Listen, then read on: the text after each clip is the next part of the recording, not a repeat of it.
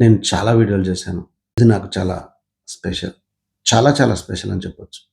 నెల రోజులుగా ఈ వీడియో చేయాలని స్క్రిప్ట్ రాద్దామంటే పెన్ను కదలట్లేదు. పోనీ డైరెక్ట్ వీడియో చేద్దామంటే కొంత రావట్లేదు. ఎట్టకేలకు ఇప్పుడు కుదిరింది. ఎదిగిన ప్రతి కొడుకు పై చదువుల కోసం అని చెప్పేసి దూరంగా ఎగిరిపోతూ ఉంటారు. మా అబ్బాయి కూడా అమెరికా వెళ్తున్నాడు.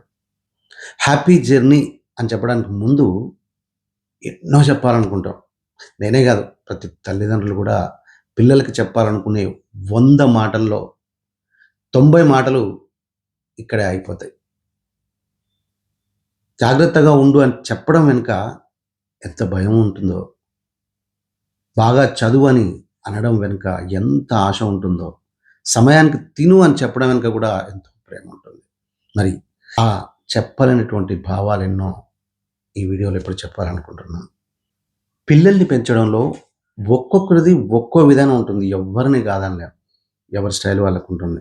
పుట్టగానే మొదటిసారి నవ్విన రోజు నుంచి, మొదటిసారి నడిచిన రోజు వరకు, మొదటిసారి స్కూలుకెళ్ళిన రోజు నుంచి, తన కాళ్ళ మీద తాను నిలబడే ఈ రోజు వరకు, ప్రతి అడుగులోనూ తల్లిదండ్రుల గుండె ఒక అడుగు ముందే నడుస్తుంది. యెస్! ఎవరు కాదన్నా ఇది నిజం. అయితే ఏదో ఒక రోజు విడిచి వెళ్ళే రోజొస్తుంది. ఆ కొడుకు తన కాళ్ళ మీద నిలబడడమే కాదు, తన కాళ్ళతోనే తల్లిదండ్రులకు దూరంగా నడవాల్సిన రోజొస్తుంది. చదువు కోసం కావచ్చు, ఉద్యోగం కోసం కావచ్చు, తన భవిష్యత్తు కోసం కావచ్చు, అమెరికా కావచ్చు, ఆస్ట్రేలియా కావచ్చు, ఇంకో దేశం కావచ్చు, ఏదైనా కావచ్చు, ప్రపంచంలో ఏదో ఒక దేశం అని కావచ్చు. దూరం ఎంతైనా ఆ క్షణంలో ప్రతి తల్లిదండ్రి గుండెలో ఒకే భావం ఉంటుంది. నాన్న నువ్వు వెళ్ళాలి, కానీ నువ్వు వెళ్ళే దారిలో మా గుండె కూడా నీ వెంటే వస్తుంది అని చెప్పాలనిపిస్తది. కానీ చెప్పలేం. చెప్పాను కదా! 90 మాటలు గొంతు దగ్గరే ఆగిపోతాయని. అందుకు మనం చెప్పలేం. నాన్న నువ్వు బయలుదేరే రోజు దగ్గర పడుతోంది. ఇంట్లో అందరూ సంతోషంగా ఉన్నట్లు కనిపిస్తూ ఉంటారు. బంధువులందరూ వస్తుంటారు. నీ ఫ్రెండ్స్ కూడా వస్తారు. కాంగ్రాచ్యులేషన్స్ చెప్తారు.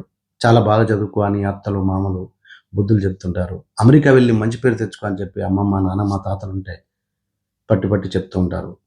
వాళ్ళ చెప్పుడుకు నువ్వు నవ్వుతావు. ఫోటోలు దిగుతావు. అందరికి బాయ్ చెప్తావు. కానీ మీ అమ్మ మాత్రం నువ్వు సర్దుకున్న బ్యాగును మళ్ళీ మళ్ళీ తెరుస్తుంది, మూస్తుంది, తెరుస్తుంది, మూస్తుంది. అవసరం లేని వస్తువులైనా మరోసారి సర్దుతూ ఉంటుంది. ఎందుకంటే ఆమెకు బ్యాగ్ సర్దడం కాదు, నిన్ను తన దగ్గరే ఉంచుకోవాలని ఉంటుంది. కానీ నీతో చెప్పదు.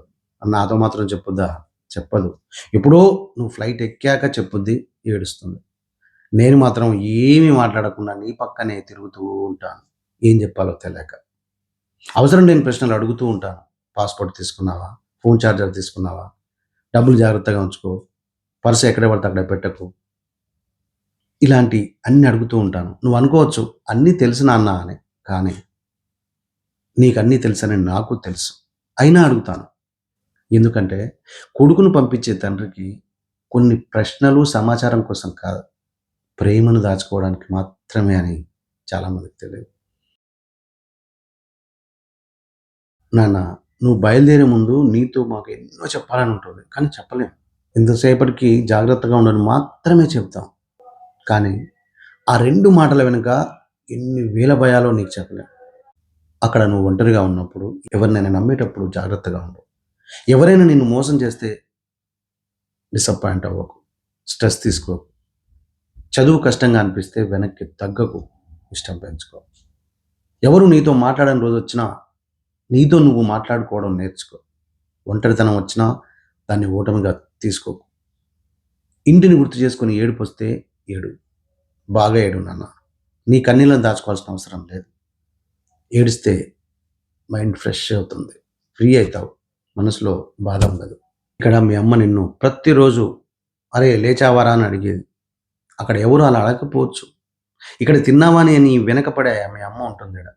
అక్కడ నువ్వే నీ ఆకలిని గుర్తు చేసుకోవాలి. ఇక్కడ నువ్వు ఆలస్యంగా వస్తే తలుపు వైపే చూస్తూ రాగానే తీసే నాన్న ఉంటాడు. అక్కడ నీ రాక కోసం ఎవ్వరూ ఎదురు చూడకపోవచ్చు. అందుకే అమ్మ లేకపోయినా నీ ఆరోగ్యాన్ని అమ్మలా చూసుకో. నాన్న లేకపోయినా నీ బాధ్యతను నాన్నలా మోసుకో. సమయానికి తిను, సమయానికి నిద్రపో. నువ్వు శుభ్రంగా ఉండు, నీ చుట్టూ శుభ్రంగా ఉంచుకో. నీ ఆరోగ్యాన్ని నిర్లక్ష్యం చేయకు. ఎంత బిజీగా ఉన్నా ఒక్కసారి అమ్మా, నాన్నతో మాట్లాడడానికి టైం కేటాయించు. టైం. టైం లేదని మాత్రం అనకు. ముఖ్యంగా నువ్వెక్కడికి వెళ్ళినా నీ విలువను మర్చిపోకు. అక్కడ నీకంటే తెలివైన వాళ్ళు ఉండొచ్చు. నీకంటే గొప్పవాళ్ళు కూడా ఉండొచ్చు. నీకంటే ఎక్కువ సంపాదించే వాళ్ళు ఉండొచ్చు. అందరిని చూసి నిన్ను నువ్వు తక్కువగా భావించుకోకు. నువ్వు ఎవరికంటే గొప్పవాడివి కావాల్సిన అవసరం మాకు లేదు. నిన్నటి నీకంటే ఈరోజు నువ్వు కొంచెం మెరుగ్గా ఉన్నా చాలు. అదే నీ సక్సెస్. ఇంకో విషయం నాన్న, డబ్బు సంపాదించు. చాలా సంపాదించు. నీ కాళ్ళ మీద నువ్వు నిలబడు. నీకు నచ్చిన జీవితాన్ని నువ్వు బిల్డ్ చేసుకో. కానీ డబ్బు కోసం మనుషులను కోల్పోకు. ఎదగడం కోసం మంచితనాన్ని వదులుకోకు. నీకంటే తక్కువ స్థాయిలో ఉన్నవారిని చిన్న చూపు చూడొద్దు. నీకు సహాయం చేసిన మనిషిని ఎప్పుడూ మర్చిపోకు. ఎందుకంటే, అరే! దేశం గాని దేశం పోయినావు. ఆ దేశం నీకు డిగ్రీ ఇవ్వచ్చు, ఉద్యోగం ఇవ్వచ్చు, డబ్బు ఇవ్వచ్చు, ఇంకేదైనా ఇవ్వచ్చు. కానీ మంచి మనిషిగా ఉండడం మాత్రం నీ చేతుల్లోనే ఉంటుంది. ఎప్పుడైనా నీకు ఓటమి ఎదురైతే మాకు చెప్పడానికి భయపడొద్దు. సంకోచించొద్దు. డౌట్‌గా ఉండకూడదు. నాన్న నేను చేయలేకపోయాను. అమ్మ నాకు చాలా కష్టంగా ఉంది అని చెప్పు. నీ మాట మేము వింటాం. నిన్ను ఒక్క మాట కూడా అనం. నీ మీద కోపం తెచ్చుకోం.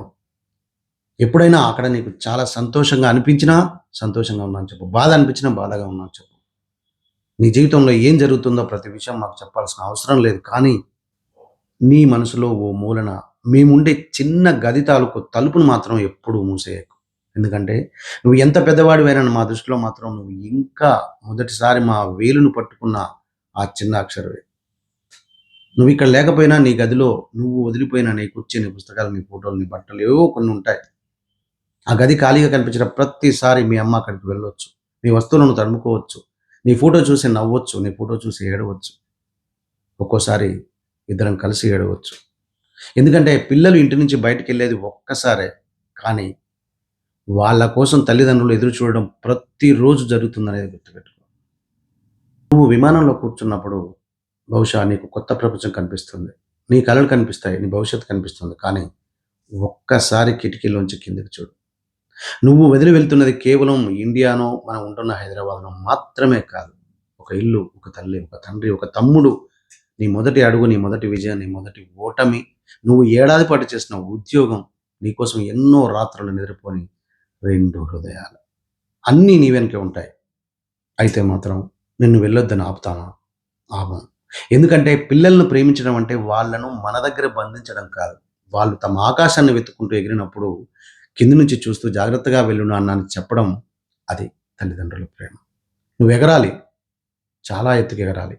మా కళ్ళకు అందనంత దూరం వెళ్ళాలి. అదే మా కోరిక. ఇంకొక చిన్న విషయం. ఫోన్ చేయడం మర్చిపోవద్దు. నువ్వు అనుకోవచ్చు, తర్వాత చేద్దాం, రేపు చేద్దామని. యెస్, నువ్వు అలాగే అనుకుంటావు కూడా. అమ్మే కదా! తర్వాత చేద్దాంలే అనుకుంటావు. కానీ అమ్మకు రేపు కంటే ఈరోజు నీ గొంతు వినడమే ముఖ్యం. ఈరోజు కాదు, ఈ క్షణం ఇప్పుడే ఒక్కసారి రింగ్ చేసి అమ్మా నేను బాగున్నాను అంటే ఆమె ఇగ ఆ రోజు మొత్తం ప్రశాంతంగా ఉంటుంది. నువ్వు నాన్న అంతా బాగుంది ఇక్కడ అన్నావంటే నాన్నకి ఆ రోజు ఏ వార్త అవసరం ఉండదు. నీకు అవి 2 వాక్యాలు అనుకుంటున్నావు. కానీ మాకు అవి 2 ఊపిరులు. ప్రతి తల్లిదండ్రులకు ఏడవకండి అని నేను చెప్పను. ఏడవండి. ఆ కన్నీళ్లలో ఓటమి లేదు. అవి మీ ప్రేమకు గుర్తులు. ఇన్నేళ్లు మీ ఇంట్లో పరిగెత్తిన ఆ చిన్న అడుగులు ఇప్పుడు మరో దేశంలో నడవబోతున్నాయి.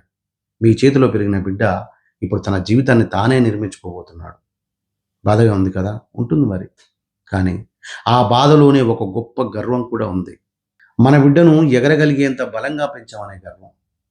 సరే, టైం అవుతుంది నాన్న. ఇక బయలుదేరు. నీ కలలు నీకోసం ఎదురు చూస్తున్నాయి. నీ భవిష్యత్తు నీకోసం పిలుస్తోంది. మా ఆశీర్వాదాలు నీ వెంటే ఉన్నాయి. మా ప్రార్థనలు నీకు ముందుగా నడుస్తాయి. మా గుండె మాత్రం నీ వెనకాలే వస్తుంది. ఎక్కడ ఉన్నా సంతోషంగా ఉండు. ఆరోగ్యంగా ఉండు. జాగ్రత్తగా ఉండు. మంచిగా ఉండు. హ్యాపీ జర్నీ నాన్న. Happy journey.